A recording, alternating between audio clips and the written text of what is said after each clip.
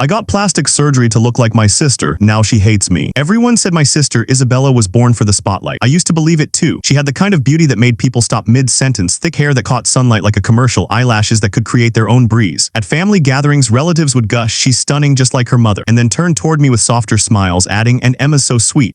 The compliment reserved for girls who weren't beautiful enough to earn adjectives with spark. It wasn't that I blamed her. Isabella never rubbed it in, she just existed loudly while I existed quietly. She modeled part-time, filled our home with camera flashes and the scent of expensive hair serum while I hid behind textbooks or sketchbeds. Even our parents' attention leaned her way without realizing it, Dad always volunteering to drive her to shoots, Mom fussing over her diet before big auditions. Online, she glowed brighter. Thousands of followers, brand tags, filtered selfies that looked effortless. I'd scroll through her feed at night, studying each pose like a tutorial in how to be worthy. Every photo got hearts within seconds. If I posted anything, it got polite pity likes from cousins. Still, I loved her, truly. We shared secrets and inside jokes. She'd paint my nails before school, give me fashion advice that almost worked. But love doesn't cancel envy, it just disguises it for a while. People often compared us with good intentions, the kind that still slice deep. "You two are so different," they'd say, smiling as if differences were gifts and not verdicts. Every contrast became a tally. She was confident, I was shy. She walked like music, I stumbled through air. Over time, those observations built invisible walls between us until admiration started tasting bitter. I'd lie awake replaying the compliments she got, assigning them to an alternate version of me. In that version, I wasn't sweet Emma. I was someone who drew eyes when she entered a room. I told myself it was harmless dreaming. But jealousy is a quiet sculptor. It starts reshaping you before you even notice. Looking back, I realized the shadow I lived in wasn't cast by Isabella. It was cast by the version of myself I couldn't bear to be. It happened at a family dinner, the moment the jealousy finally turned sharp. Isabella had just announced she'd been picked for a luxury brand campaign. Everyone erupted into applause, forks clinking like applause too. Cameras flashed, Mom cried, Dad toasted. I smiled, of course. That's what I always did, the dutiful side character cheering from the wings. Later, as dishes were cleared, I overheard Aunt Lydia murmuring to another relative, "Emma could be just as pretty if she tried harder." The words slid into me like dull knives, slow, deliberate, impossible to forget. If she tried harder, like beauty was homework I'd been too lazy to finish. That sentence followed me home. I replayed it in the shower, at the bus stop, even while pretending to study. Soon I started scrolling endlessly, tutorials, makeovers, transformation videos. My feed filled with faces morphing into versions of perfection. They all look similar: smooth skin, perfect symmetry, effortless glow. I devoured every before and after, thinking maybe I could be an after too. One night, deep in that algorithmic rabbit hole, I found a new filter, one that reshaped my face with eerie precision. My nose slimmer, eyes slightly lifted, cheekbones defined. When I blinked, the result stunned me. I looked almost like Isabella. Not exactly, but close enough to glitch my brain. I stared at the screen so long my phone dimmed. Then I whispered, half delighted, half horrified, "Oh my God." The rush that followed was dangerous. Comments on the filtered selfie poured in, classmates writing, "You look amazing. Total glow up." Someone even said, "You remind me of your sister." The compliment landed like a spark on dry grass. I laughed, pretending it was a coincidence, but inside something clicked that shouldn't have. The resemblance wasn't accidental, it was addictive. Soon I started copying little things Isabella did, parting my hair the same way, practicing her smile in the mirror, borrowing her perfume when she wasn't home. At first it was fun, a mimicry challenge, but it didn't stop there. At night I'd sit scrolling through her photos, comparing angles, analyzing lighting. The more identical I looked in filters, the more dissonance I felt in reality. My reflection, the asterisk real asterisk me, started to look wrong, unfinished. What began as curiosity turned into obsession. I stopped seeing Isabella as just my sister. She'd become a template I could edit myself into. People talk about envy like a flame. For me, it was a reflection, a mirror that kept asking one terrifying question: what if becoming her is the only way anyone will ever notice me? Once the idea took root, it grew quietly, like mold under wallpaper, spreading before I admitted it existed. I started researching procedures, telling myself it was just curiosity. Nose refinement, cheek fillers, eyelid lifts. The internet made transformations look as easy as retouching a selfie. Clinics posted natural results with captions promising confidence you could buy in installments. I told myself I wanted subtle improvements, but deep down I knew I wasn't chasing subtlety. I was chasing Isabella. Money became the obstacle, but even that felt like a challenge to conquer. I picked up 2 part-time jobs after school, one shelving cosmetics at a pharmacy, another serving coffee to influencers who flirted with their own reflections. I told my parents I was saving for travel. Mom was proud. She said I finally seemed motivated. That almost made me laugh. If she knew what the motivation was, she'd lock every door in the house. Every paycheck brought the surgery closer. I'd sit on my bed late at night calculating costs, whispering little mantras like spells. This isn't crazy, it's self-improvement. Everyone changes. But each time I pictured Isabella's face, my reasoning wobbled. I wasn't upgrading myself, I was erasing evidence I'd ever been different. I started collecting her photos secretly, screenshots, magazine scans, tagged images. My laptop folder was labeled inspo, but it might as well have said blueprint. I sent a few to clinics for consultations, pretending I'd found them randomly. Most doctors were polite. One even said, "Your bone structure is actually very close to hers." I nearly cried hearing that. The words "very close" hummed in my skull like a proof. The guilt usually hit later, mostly at night when I'd wash off my makeup and see my real face, tired, uneven, honest. Some nights I whispered, "Why do you want to disappear so badly?" The mirror didn't answer. Maybe because it knew I wasn't listening anymore. It took 6 months to save enough for the deposit. When the confirmation email arrived, my hands trembled so violently I almost deleted it. The clinic's name looked sterile, official. They offered flexible scheduling, confidential procedures, and a payment plan that didn't ask too many questions. I transferred the deposit under the excuse of dental work. The click of submit payment sounded like a tiny explosion inside my chest. Then, as the reality settled, I looked at Isabella's framed photo on my desk, her at 16, mid-laugh, hair catching light. "You win," I whispered softly, though she couldn't hear. But then my voice hardened, quiet with finality. "No, actually I win, I'm going to become you." The days before surgery were surreal, like living in a movie where the music kept building but never resolved. I told everyone at home that the procedure was minor dental work. No one questioned it, why would they? I was the dependable one, allergic to rebellion. Inside, though, I counted down hours like a prisoner waiting for release. The clinic sat on the 12th floor of a sleek building, its lobby scented faintly of antiseptic and luxury. The receptionist's smile was surgically precise, her face as smooth as marble. While filling out forms, I hesitated at the line asking for reason for procedure. My pen hovered, then I wrote, "For confidence." It felt both true and criminally incomplete. In the pre-op room, a nurse traced cool lines across my skin, speaking in a gentle monotone about anesthesia and healing times. I barely heard her, I was busy memorizing my reflection. Last photo of the old me, I thought. My heart drummed so violently I almost canceled. But then Isabella's flawless image flickered through my mind and courage, fake but effective, filled the hollow. When they inserted the IV, the ceiling blurred. I remember the doctor saying, "You'll sleep now." For once, that sounded merciful. I woke up feeling like someone else's head had been attached to my body, tight, swollen, bruised. My lips stung, my eyes burned, and every breath tasted faintly of metal. But beneath the pain pulsed euphoria. I'd done it. In the fogged mirror, I glimpsed a version of myself half emerged from chrysalis. During recovery, I hid from everyone. I told my parents the dentist forbade visitors. They believed me, dropping soup at my door. I spent weeks in dim light, sleeping upright and watching swelling fade millimeter by millimeter. Every morning, I peeled away gauze, cataloging the subtler angles emerging underneath. The first full reveal came 3 weeks later. My face still felt foreign, but the mirror finally smiled back like it recognized me, only it was asterisk me. It was Isabella's echo. Nose slimmer, eyes wide and symmetrical, lips shaped in her soft curve. I gasped, half terrified, half triumphant. When I posted a simple selfie online, feeling better, comments exploded. "You look incredible, you and your sister could be twins." The words electrified me. I scrolled through them again and again, heart sprinting. Twins. It was happening. The world saw her in me. But thrill soon curdled into something emptier. As likes multiplied, a quiet dread crept in. Every compliment used her as the measuring stick. "You look like Isabella." No one saw asterisk Emma. One night, unable to sleep, I opened both our profiles side by side. The resemblance was unsettling. Same smirk, same tilt of head, same arrangement of features. I dragged the window of my reflection across hers until our faces aligned perfectly. A whisper crawled through my chest, asterisk, "You've stolen her." For a moment, I tried to feel guilty, to stop admiring the precision of my imitation, but I couldn't look away. I had crossed a line invisible yet absolute. The girl I used to be, awkward, earnest, quietly waiting for recognition, had vanished under surgical stitches. What stared back at me was a counterfeit masterpiece, flawless and hollow. And in her perfect eyes, I couldn't find myself anymore. When Isabella came home from her 3-month modeling trip, I was ready. The bandages were gone, the bruises faded, my new face polished by perfect lighting and carefully practiced expressions. I'd imagined her reaction 1,000 times, shock followed by awe, maybe even apology for years of unintentional superiority. I didn't expect laughter. She froze on the doorway at first, suitcase slipping slightly from her hand. Her mouth twitched upward like she was waiting for a punchline. "Okay," she said, half laughing. "Is this some kind of weird filter prank? Please tell me it is." "It's not a joke," I murmured, my voice trembling with a pride I thought I'd earned. Her smile vanished so fast it stung. "Emma, what did you do to yourself?" I tried to explain, stumbling through words I'd rehearsed in my head for weeks. "I just wanted to feel beautiful too. I wanted to stop being the one nobody noticed. We're sisters, why shouldn't we look alike?" She stared at me like I was a stranger wearing her skin. "Because there's only supposed to be one of me," she snapped, voice pitched high with disbelief. "You literally copied my face. That's not love, that's obsession." Dad appeared in the hallway, confusion hardening quickly into horror. Mom gasped, pressing a hand to her chest. They circled me like I'd done something monstrous. But wasn't this the daughter they always wanted, the one who looked perfect? Part of me wanted to scream, "You made her the standard." I just followed instructions. But shame tangled the words in my throat. Isabella's eyes glossed with tears, then anger drowned them. "You're insane," she whispered. "Do you have any idea how creepy this is going to look online?" "I didn't do it for likes," I shouted, the desperation erupting before I could control it. "I did it so maybe, for once you'd understand how it feels." Her expression flickered to pity, then disgust. "You've ruined everything. My agency will freak. You think anyone will want twins in a campaign when one is a knockoff?" That word, asterisk knockoff asterisk, cracked something irreparably inside me. I turned away as their voices collided in the living room, my parents demanding answers, Isabella sobbing that I'd stolen her life. I locked myself in my room before they could follow. For hours I stared at the mirror, my tears streaking foundation. The reflection looked back blankly, silently demanding justification. I pressed my palms to my cheeks like maybe I could mold them back into mine. The skin felt tight, artificial, more mask than flesh. Outside, I could still hear Isabella crying, her sobs thin and furious. "She's everywhere I look," she said. The words sank deep, already turning venomous inside me. That night, I turned off every light and sat beside the window until dawn. My reflection in the glass shifted with the pale morning glow, at times her face, at times mine, until I couldn't tell the difference. Love had mutated into horror, and I had no idea how to be anyone anymore. Not Isabella, not Emma, just a girl trapped between the two, with no map back to where she started. The story spread quicker than bruises ever did. Sister copies model sibling's face. Someone from school must have leaked our photos. Side-by-side comparisons flooded social media, comment sections filled with laughing emojis or disgusted awe. Headlines used words like clone, obsession, freakish resemblance. Every refresh made my stomach turn, yet I couldn't stop scrolling. Classmates whispered when I passed. Teachers paused mid-sentence when they saw me, unsure which name to use. On bad days, I heard both at once, Isabella, oh, I mean Emma. I laughed the first few times, pretending it didn't bother me. But laughter doesn't float long when it's hiding humiliation. One afternoon, I overheard a group of girls huddled near the lockers. She really paid to look like her own sister. That's mental. Honestly, she pulled it off though. The mix of ridicule and admiration twisted me up in ways I didn't understand. Being hated was awful, but at least I was visible now. My invisibility had been surgically removed. Online, it was worse. Troll accounts reposted my old selfies side by side with my new ones, calling them before and after identity theft. One caption read, "Emma wanted to be Isabella so bad she stopped being human." Another, "Imagine sharing DNA and still needing Photoshop and a scalpel." Meanwhile, Isabella's modeling agency went silent. Then an official statement appeared. "Ms. Rivera will be withdrawing temporarily for personal reasons." Everyone knew what that meant. The brand that had booked her campaign quietly replaced her face with another model's, an act of self-preservation disguised as professionalism. I saw her slam her laptop shut, muttering, "They think I'm some kind of circus act now." For the first time, her glamorous world tilted and she blamed me entirely. "You ruined my career," she spat one morning. "I can't even post a picture without people tagging